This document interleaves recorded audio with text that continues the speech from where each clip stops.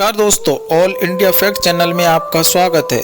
आज हम आपको ले चलते हैं क्राइम दुनिया की ओर, जिसमें नाम आता है पप्पू यादव का। पप्पू यादव के नाम से कांप उठते थे लोग, आज बने हैं बिहार के रॉबिन हुड। जानिए कैसे आए थे लालू के काम। आज हम आपको अपने चैनल के माध्यम से पप्पू यादव की पूरी कहानी बताने वाले हैं। दोस्तों, बिहार में जब भी बाहुबलियों की बात आती है या होती है तो एक दो नहीं बल्कि कई नाम सामने आते हैं। इन्हीं में एक नाम सुप्रीमो पप्पू यादव का है। आज लोगों के लिए मसीहा है जो कभी बाहुबली हुआ करते थे। ऐसे ऐसे काम किए कि जेल तक जाना पड़ा। 17 साल तक उन्होंने जेल में समय बिताया। आज बिहार के बाहुबली की कहानी में बात पप्पू यादव की करेंगे। पप्पू यादव का जन्म मधेपुर जिले में 1967 में हुआ था। 1990 में निर्दलीय विधायक चुनकर आए थे। वह पप्पू यादव के लिए बहुत खास दौर था। पप्पू यादव का भय सीमांचल में इस कदर था कि लोग उनका नाम लेने से भी डरते थे।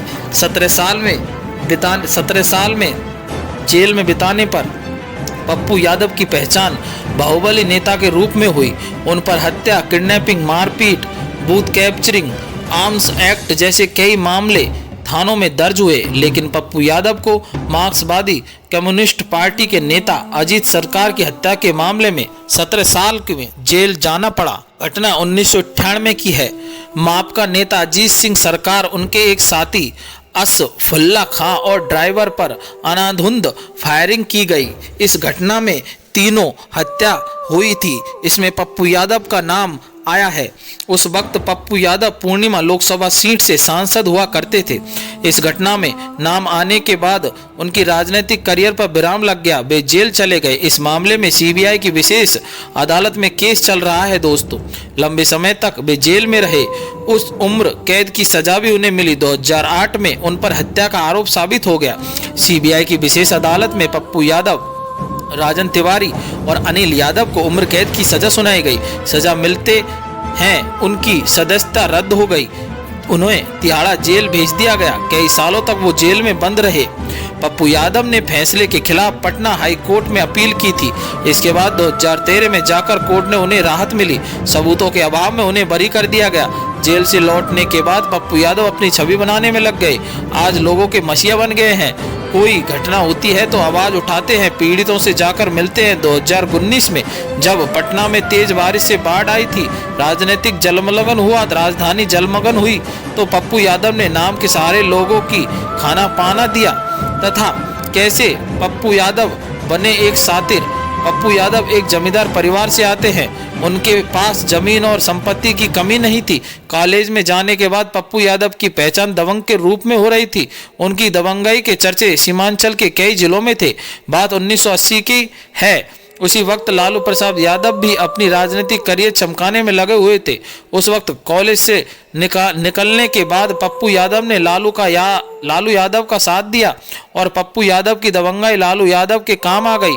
उस वक्त लालू यादव पर लिए गए बूथ कैप्चरिंग या फिर मत पेटियों को चुरा लेने का आरोप लगता था।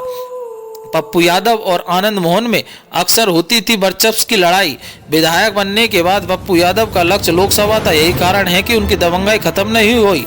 अगड़ी पिछड़ी की लड़ाई करते आनंद मोहन सिंह मुख्य विरोधी थे। दोनों के बीच कई बार वर्चस्व की लड़ाई हुई।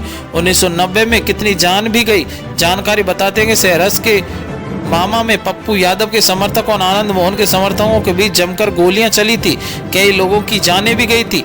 दूसरी घटना पूर्णिमा के भागड़ा में हुई थी। यहाँ भी कई लोग मारे गए थे। हालांकि उस वक्त दोनों वर्चस्व की लड़ाई लड़ते थे। पप्पू यादव पिछड़ा की राजनीति, यादव समाज को एकजुट करने के लिए वोट की राजनीति कर रहे थे, तो आनंद मोहन अगड़ी जाति के नेता के रूप में उभरे हुए थे। 2015 में तेजस्वी यादव की बयानबाजी के बाद वे खफा हो गए।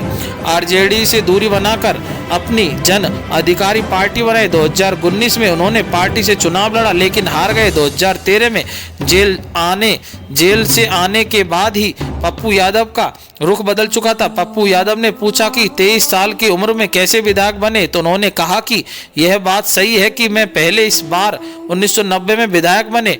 उनका जन्म 24 दिसंबर 1967 को हुआ था। उस वक्त एफिडेविट पर नामांकन हो जाता था। हो सकता है सर्टिफिकेट पर उम्र 25 साल बता रही हो। यह वीडियो आप ऑल इंडिया फैक्ट चैनल के माध्यम से देख रहे हैं दोस्तों।